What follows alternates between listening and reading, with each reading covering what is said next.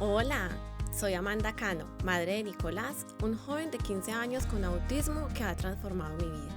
Mi hobby es conversar, me encanta escuchar y contar historias. Y yo soy María Elena San Pedro, psicóloga, especialista en niños. Trabajo hace 40 años con personas del espectro del autismo y sus familias.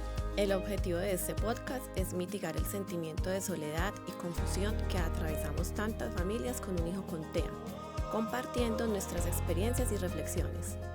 No pretendemos ofrecer apoyos profesionales o terapéuticos, pero esperamos que nuestras tertulias sirvan como motivación o soporte para muchos padres. Nos encanta que puedan escucharnos. Bienvenidos. Hola, en el episodio de hoy vamos a abordar un tema que es complejo, que es duro y es el de la culpa de las mamás. Y a pesar de que estemos en el año 2024 y que ya tengamos clarísimo que esa teoría de las mamás refrigerador pues era falsa y que no hay que adherirse a ella, pues todavía muchas mamás, y digo mamás porque es especialmente las mamás, sienten culpabilidad en distintos momentos, a veces expresamente, a veces se la callan. Por eso vamos a dedicar este capítulo a ese tema. Entonces, Amanda. Bueno, mi corto momento eterno, realmente traje 3, porque fue como por una época que sucedieron estos 3 episodios. Es la única vez que sucedió, pero fue para mí muy horrible, porque uno fue que estábamos en una reunión familiar y una amiga de la familia muy querida, Nicolás, tenía como 5 añitos, y fue a saludarlo muy querida y él le dio una cachetada pero gigante, eso sonó durísimo y a mí me dio pues vergüenza, pero me sentí culpable de que mi hijo tuviera esa actitud y bueno, pues me sentí muy culpable. Y por esos mismos días estábamos un día haciendo una fila en un almacén y de pronto de la nada va lanzando una palmada a la señora de adelante y le dio así durísimo una palmadota en la cola. Ay, pues a uno le da risa aquí, pero durísimo, No, dificilísimo. la señora se puso furiosa, nos dijo de todo, nos hizo No, yo no sabía ni qué decirle porque yo me sentía muy culpable. Y yo era como, pero es que, por Dios, pues, ¿por qué permití que mi hijo lo hiciera? ¿Por qué no le enseñé? O sea, yo todo el tiempo me echaba la culpa. Y otro fue que también por esa época, como estaba todavía con mucho malestar de la dentición, estaba escupiendo mucho, estaban sucediendo muchas cosas en esos días, y íbamos caminando y le escupió a un extraño. Entonces esos 3 episodios me hicieron sentir mucha culpa por yo no haberle enseñado a él. Porque yo decía, él es un niño de 5 años, tiene autismo, no entiende, es mi culpa que él tenga esas actitudes. Y para terminar de ajustar, también como por esa época, hubo una influencer de otro país que sacó en redes unos videos diciendo no saquen a la calle a sus hijos autistas y así con mucha cosa, pero era porque ella contaba que iba caminando por la calle y llegó y venía del otro lado una niña autista con su mamá y la niña le pegó.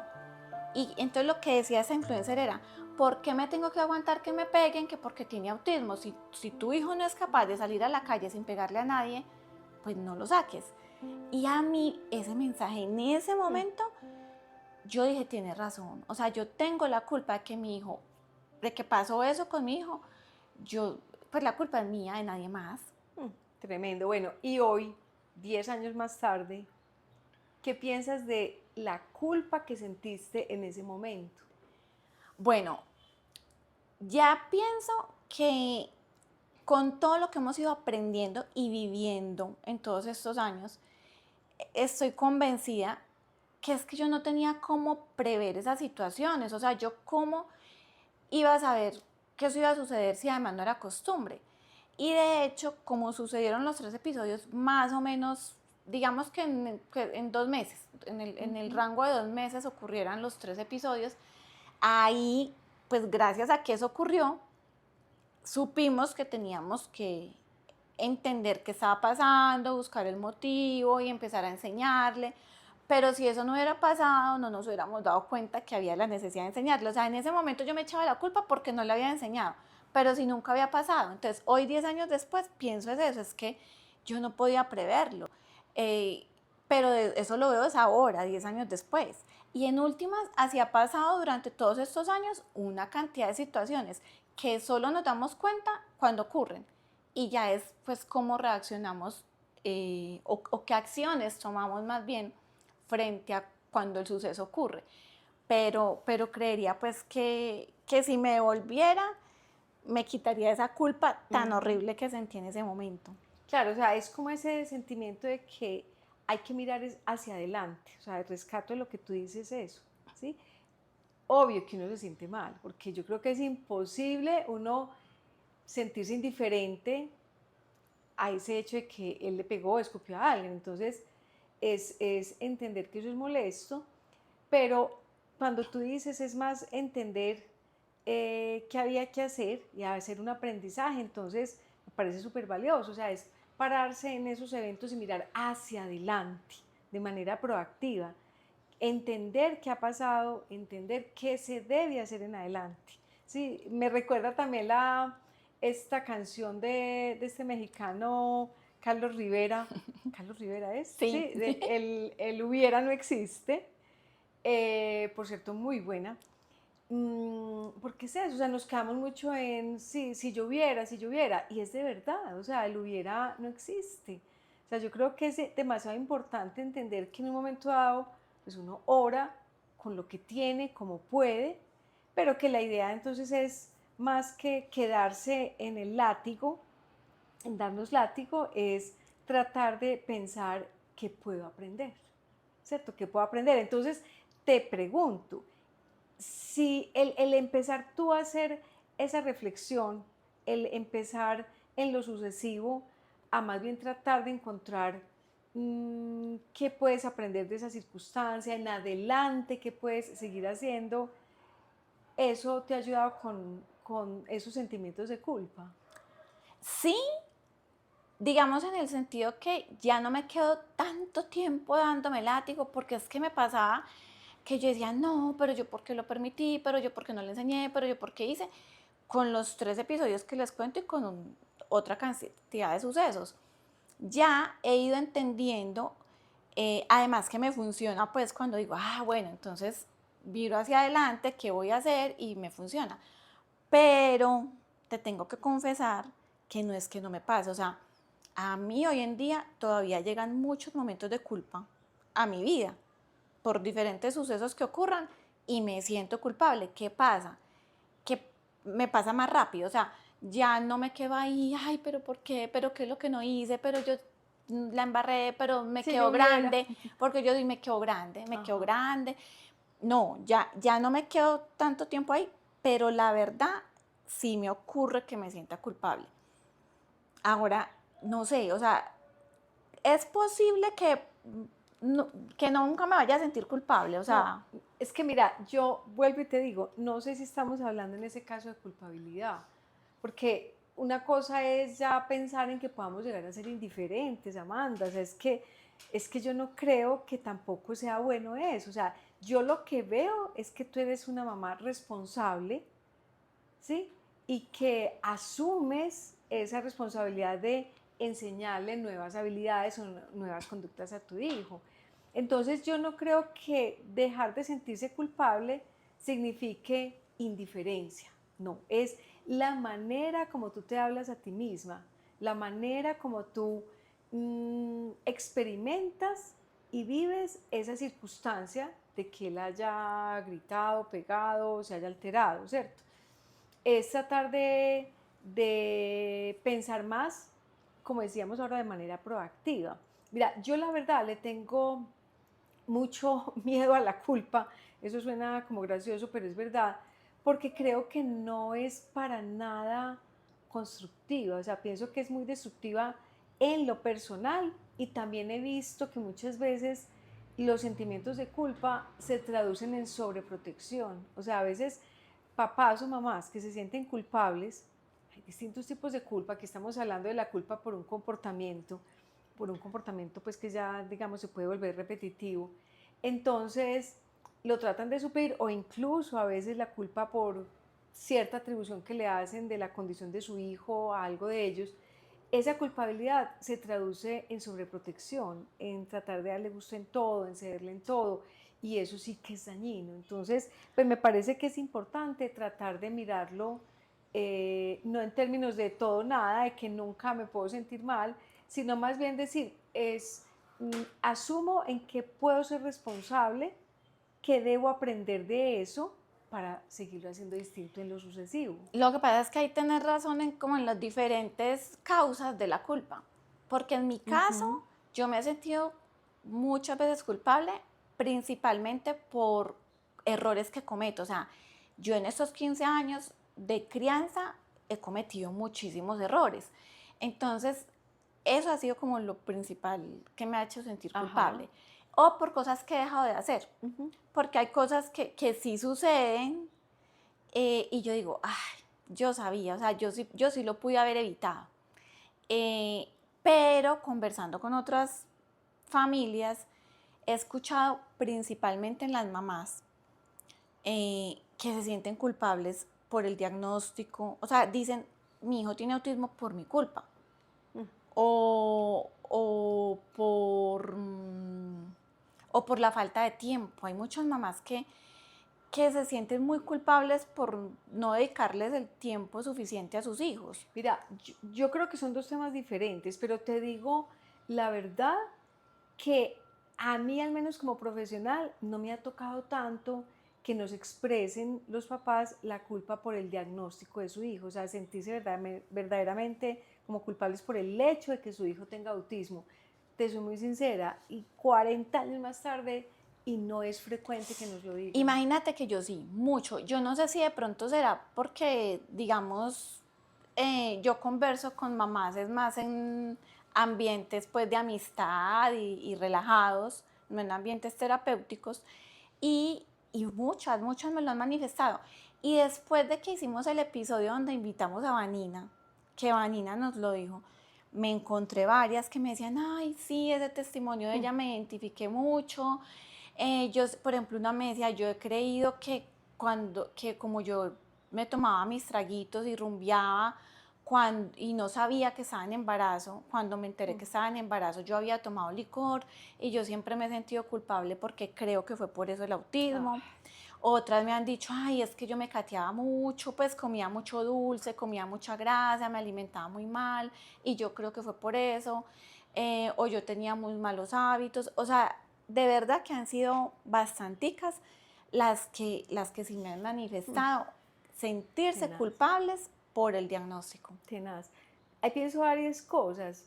Uno, pues claro, seguramente no nos lo dicen a los profesionales con tanta frecuencia porque no quieren como de pronto como confirmar esa premisa, o sea, o sienten incluso vergüenza pues de asumir esa culpa, pero me duele muchísimo que las mamás sientan eso cuando en realidad hoy ya sabemos pues que no hay una sola causa ni total ni 100% prevenible. O sea, hoy no podemos decir que se pueda prevenir al 100% el autismo y que es una mezcla de factores genéticos, factores que llamamos ambientales. Entonces, bueno, primero me duele mucho, pero también hay un asunto y es que creo que hay que diferenciar lo que es culpabilidad de lo que es el dolo. Dolo es una palabra que se utiliza, que yo la empecé a escuchar en el ámbito, llamémoslo judicial, o sea, cuando dicen alguien es culpable, es porque tenía como la conciencia de que sus actos iban a generar un daño en el otro, ¿sí?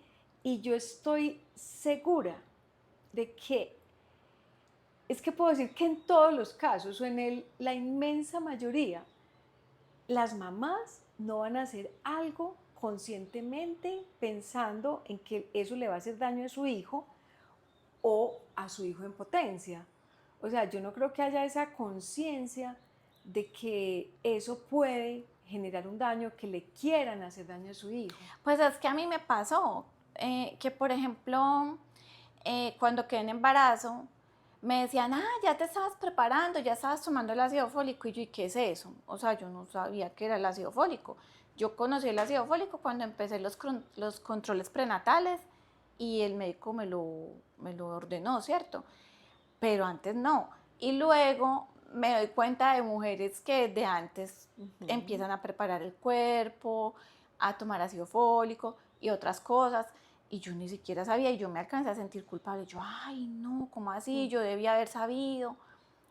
Y pues es que no es tan fácil evitarlo.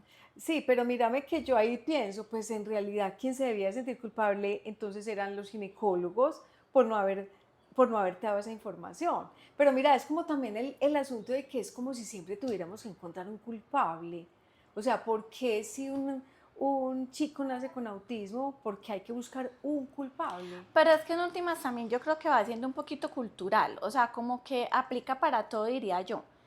Digamos que aquí porque estamos en el autismo y fue lo que nos tocó, pero en última yo me pongo a ver, en mi trabajo pasa que alguien se equivoca, pues hay un error y algunas personas están buscando de quién fue la culpa y no, o sea, es algo como cultural también como de buscar culpables. Pero mírame, entonces metámosle también la misma filosofía de lo que es ahora el análisis de causas, que es también tratando de generar más bien eso que llamamos las acciones correctivas. O sea, hay cosas que ya no se pueden corregir y eso nos ha tocado también aprenderlo en todos esos temas de análisis de riesgos laborales y tal, que hay eventos que nos dicen son prevenibles y otros no prevenibles. ¿Sí? Entonces apliquémosle la misma filosofía. La idea no es encontrar ese culpable, sino que lo que debemos pararnos es de aquí para adelante, listo, aquí hay una realidad, pasó esto, y como ustedes nos lo contaron en el episodio de, creo que era el tercero de ¿y ahora qué?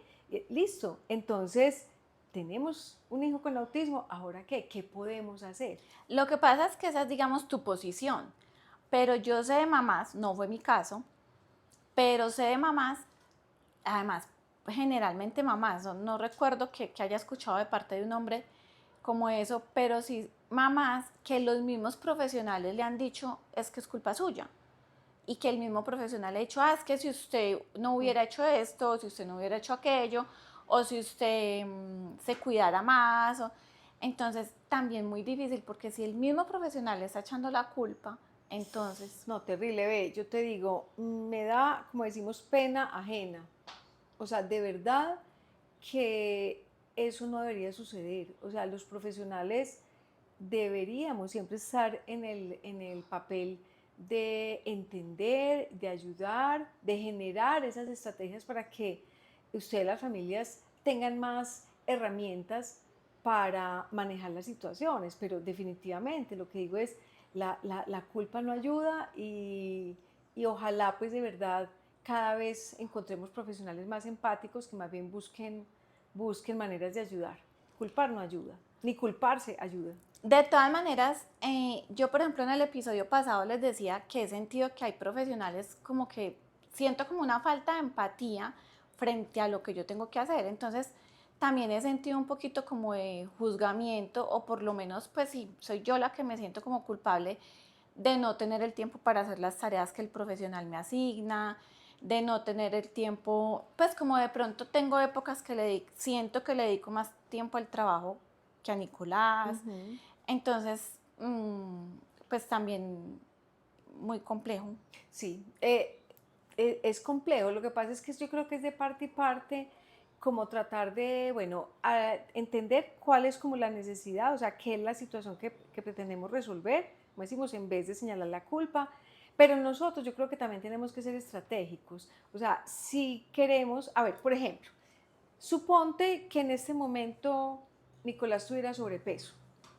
No es así, pero supongamos que tuvieran sobrepeso y te dijeran, él tiene que bajar de peso y tienes que hacer con él 2 horas diarias de actividad física intensa.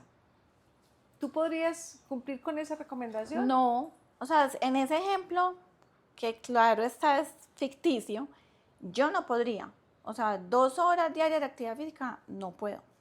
Y la mayoría de la gente no va a poder. Entonces, nosotros como profesionales también tenemos que ayudarles a encontrar otras formas más viables de cumplir esa recomendación. Si en cambio, por ejemplo, yo sé que tú vives en un 8º piso, ¿cierto?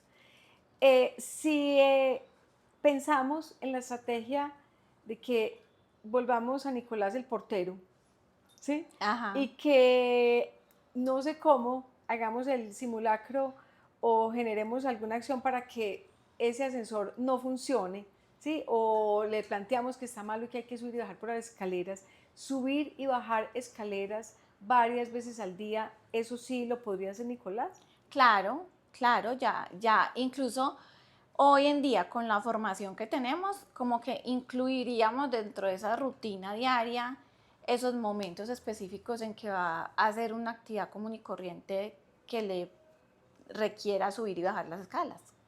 Eso, entonces yo creo que mira, estamos hablando es de culpa, pero nos vamos hablando también de cómo eso puede tener que ver a veces, sobre todo en el manejo del tiempo, con la forma estratégica como nosotros les ayudamos. Entonces creo que es fundamental entender la situación, o sea, nos corresponde a los profesionales y a los papás también entender la situación, cuál es el problema, cuál es también en un momento dado la necesidad, cuál es esa necesidad real.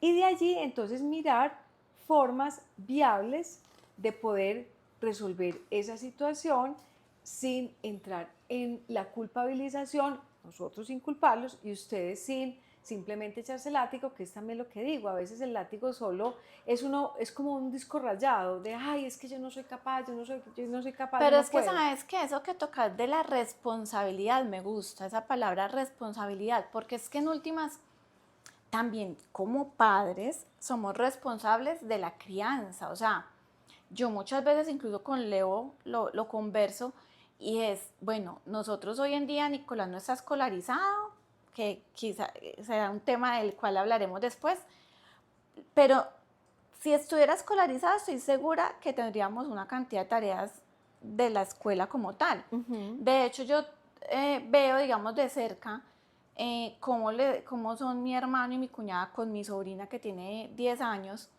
y ellos tienen que correr. En estos días hablábamos y que corriendo a comprar unas telas para una presentación que tenía, que armar el disfraz, que hacer la cartelera, que a repasar el tema, o sea, hay muchas actividades que cualquier papá tiene que hacer con su hijo, para Claro. lo cual necesita tiempo. Claro. Entonces, Sí. digamos que a veces, por lo menos en mi caso, con el autismo, ese tiempo que no estoy dedicando a unas cosas de la crianza convencional, pues se lo dedico a las que son necesarias para Nicolás. Pero pues es que eso de la responsabilidad me quedó sonando. O sea, cualquier papá Sí. tiene la responsabilidad de dedicar unos tiempos para las cosas de su hijo. Exacto, y tampoco podemos pensar entonces que un papá, llamemos de niños neurotípicos, entonces siempre contrate a alguien para que ese alguien compre la cartulina, le haga el trabajo, no, o sea, son cosas que nos toca muchas veces asumir, ¿cierto? Pero mírame, como estamos tratando el tema de la culpa y estamos hablando también del papel de los profesionales que a veces quedamos como los que los hacemos sentir mal y los que los culpamos, pero sabes que hay un tema que es muy difícil y es a veces el tema del manejo de comportamiento, porque sabemos que hay circunstancias en las cuales, de verdad, la forma como están procediendo las personas alrededor del chico puede estar incrementando lo que, como decimos, reforzando ese comportamiento y de verdad hay que hacer un cambio en ese patrón de interacción, ¿cierto? Entonces a nosotros nos toca, digamos, la dura tarea de hacer ese señalamiento porque es verdad que hay que cambiar la estrategia, por decir algo, o si le están cediendo en todo. Suponte que con las pataletas le están cediendo en todo, o todo el mundo le está dando atención negativa, que es pues como, eso hay que cambiarlo. Si nosotros lo señalamos, no es por hacerlo sentir culpables, es porque necesitamos dejar en claro esa variable que está incidiendo. Y yo creo que el papá, pues más allá de simplemente, pero es que me dijeron, pues es que siempre yo. A ver, no siempre lo decimos con esa intención ni con ese tono de culpabilizar, pero a veces lo asumen así. Pero volvemos al tema de la responsabilidad. Yo creo que hay que saber decirlo, pero también hay que saber recibirlo. Y es ese entender que sí todos podemos tener que ver con esa conducta y podemos cambiar de estrategia, lo cual no significa que los estemos culpando. Pues ve, a mí me ha pasado como experiencias de parte y parte, y es el profesional que como que no es empático y no entiende. Y en la época que les contaba al comienzo que Nicolás escupió a alguien, estaba escupiendo con mucha frecuencia y asistíamos a una terapia y la profesional decía como, pues tienes que enseñarle que no escupa. Y yo le explicaba una cantidad de cosas y yo no sentía que ella ni siquiera me escuchaba ante lo que yo le explicaba de por qué no era fácil enseñarle. Y de una era tienes que enseñarle, como si fuera muy fácil. O sea, el profesional como que no se pone en los zapatos de uno. Claro. Diferente a, de hecho, para extinguir esa conducta hicimos todo un trabajo de pues muy despacio, en fin, pero y funcionó, pero era muy difícil para mí, a pesar de que siempre veo a los profesionales como un aliado, a esa en particular que me decía solamente tienes que enseñarle, pues yo no, o sea, yo como que, es más, yo me acuerdo que se terminaron, eran 10 terapias y eso lo van como renovando. Ajá. Y yo hice lo posible para no renovarlo. O sea, yo decía, yo no quiero seguir en esta Claro. terapia, pues Sí, esa no es sí, mi sí. aliada. Y yo pienso de todas maneras también que es la forma, o sea, una cosa es entender y hacer entender al otro que cierto patrón de comportamiento hay que cambiarlo con el hijo y de hecho hacer modelamiento, porque yo creo que el modelo es algo importante, hacer o bien juego de roles, observarte y darte ahí como la retroalimentación, mirar sobre los registros y uno se tiene que ganar esa confianza para que los reportes que ustedes nos dan, así la hayan embarrado, nos los puedan contar para nosotros poder sobre esos episodios que nos narran, pues darles otras ideas. Entonces, bueno, estamos hablando del tema de cómo a veces nosotros podemos culpar y teníamos por allá en remojo también hablar de la culpabilidad del tiempo. Sí, ahí qué se hace, o sea, porque esas pasa mucho, o sea, uno, ay, es que no tuve tiempo de hacerlo, no tuve tiempo de enseñarle, esa cómo se alivia. No sé si ese nos conecta con el tema que tocamos en el episodio anterior, porque allí estábamos hablando de cuando decíamos no todo es autismo, que decíamos hay que buscar los tiempos para cada cosa, no necesariamente equivalentes, no siempre lo ideal que quisiéramos, pero mira que tú en ese episodio dijiste cosas muy interesantes, tú nos hablabas de la importancia de priorizar, entonces, claro, no podemos pensar que vamos a tener las 24 horas para el hijo, ni es bueno tener esas 24 horas siempre, porque hay papás que les gusta trabajar como a ti o necesitan trabajar como tú y es importante tener eso claro, o sea, hay unos momentos de trabajo, pero también tú lo decías, sabiendo que la prioridad es tu hijo, tú sabes que hay una porción del tiempo que es para él. Y yo te digo, Amanda, tú lo haces muy bien. Y hay muchos papás que entiendo que están pasando por situaciones altamente complejas y hay épocas de la vida donde les toca, como decimos, matarse trabajando. Pero también pienso que hay que revisar en algunas circunstancias cómo es eso, o sea, hasta dónde podemos de verdad sacar unos tiempos, podemos cambiar ciertos días, podemos sacar ciertos permisos, podemos delegar ciertas cosas también en la oficina y no todo el tiempo tiene que ser lo que yo hago directamente. Hay un tiempo indirecto, que es el tiempo también de planeación, cómo planeo el delegarle a otros, cómo transfiero recomendaciones a otros. Entonces, a veces la falta de tiempo la tenemos que suplir con muy buenas habilidades de lo que llamamos planeación y monitoreo y transferencia a otros. Y ¿sabes qué caigo en cuenta? Ahora que me hiciste acordar del episodio anterior, que está todo ese tema que les hablaba allí de las prioridades, pero hay un ejercicio que yo vengo haciendo hace un tiempo, quizás un año más o menos, y es hacer un inventario mental de lo que hice en el día. Porque antes yo me la pasaba, no me alcanza el tiempo, no hice nada, no. Y por ejemplo con Nicolás decía, no, es que no le enseñaba eso, no le enseñaba aquello. Y desde que empecé a hacer ese ejercicio, hago como pero es así rapidito mental, como bueno, hoy le enseñé esto a Nicolás, hice esto en mi trabajo, entregué estos proyectos, llamé a esta amiga, acompañé a mi mamá que está enferma, o sea, empiezo a hacer esa lista mental y pienso, ay, hice mucho, sí me rindió el día. A mí me está funcionando, apenas llevo un añito haciéndolo, pero está muy bueno. Súper. ¿Y qué tal y entonces cerramos ya eso con tu pequeño logro gigante? Pues ve, yo creo que el pequeño logro gigante con el que me quedo hoy lo acabo de adquirir aquí, en esta ¿Así? conversación, y es que yo no había visto ese tema tan importante de la responsabilidad. O sea, yo como que decía, o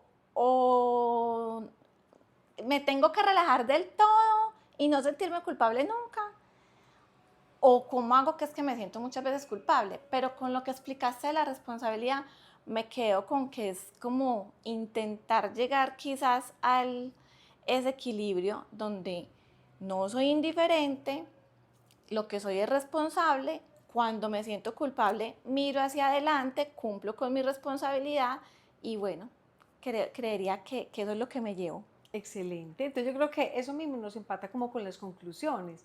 El tema de la culpa sabemos que es muy profundo, es muy complejo, de hecho muchas veces requiere ayuda profesional y creo que es importante eso, ese reconocimiento de que a veces no basta con el día a día, a veces hay que trabajarlo a fondo, reconocerlo y trabajarlo. Por un lado, el hacer la diferencia entre culpa y responsabilidad. Por otro lado, diferenciar lo que llamamos culpa y dolo. Aquí no hay ninguna familia que intencionalmente hubiera hecho algo para dar lugar al autismo de su hijo, definitivamente no, entonces no puede haber una verdadera culpabilidad. También entonces nos tiene que llevar este tema a la conclusión de la importancia de la empatía de los profesionales, aunque creo que también de los familiares en muchos casos, para no generar ese sentimiento de que le están haciendo las cosas mal, sino más bien ponernos en su lugar y ayudarles a hacer las cosas bien. También entonces la importancia de mirar hacia el futuro, no quedarnos en los si hubiera, sino más bien siempre esa proyección a futuro de qué podemos aprender y qué podemos hacer mejor en el día a día. Como quien dice, ser más benignos en nuestras propias autoevaluaciones, o sea, no darnos tanto látigo y más bien pensar en todo lo que hemos hecho y lo que podemos seguir haciendo. Bueno, nos vemos entonces en el próximo episodio. ¡Chao!